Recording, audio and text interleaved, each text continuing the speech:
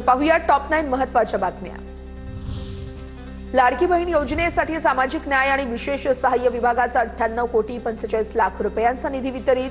2025-26 या आर्थिक वर्षासाठी 3960 कोटी रुपयांच्या अर्थसंकल्पीय तरतुदीने हप्ता वितरित। 12वी परीक्षेमध्ये कॉपी प्रकरणांनी ओलांडली 100. आतापर्यंत कॉपीच्या गैरप्रकारामध्ये सहभागी असणाऱ्या 31 कर्मचाऱ्यांचं निलंबन। आतापर्यंत 109 कॉपी प्रकरणं उघडकीस। राज्यामध्ये 10वीच्या 554 परीक्षा केंद्रांवरती सीसीटीव्ही नसल्याचं समोर आलंय, त्यामुळे राज्य मंडळासमोर कॉपीमुक्तचं आव्हान असणार आहे। राज्यामध्ये एकूण 5101 परीक्षा केंद्रांवरती 10वीची परीक्षा घेतली जाणार आहे।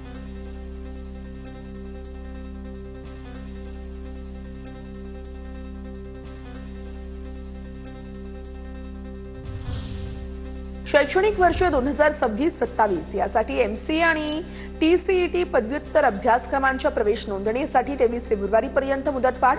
आतापर्यंत एमसीए सीईटी परीक्षेसाठी 50,961 विद्यार्थ्यांची नोंदणी।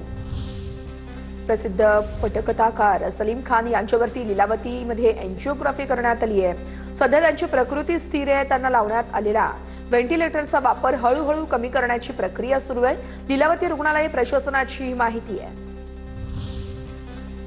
शिवरायांच्या 4 किल्ल्यांच्या अभ्यासासाठी अध्यासन केंद्र सिंधुदुर्ग, पद्मदुर्ग, राजकोट आणि सरजेकोट या 4 किल्ल्यांचा अभ्यास करण्यात येणार। मुंबई विद्यापीठांतर्गत स्वतंत्र अध्यासन केंद्र उभारण्यासाठी सांस्कृतिक कार्य विभागाकडून 50 लाख रुपयांच्या निधीला मंजुरी।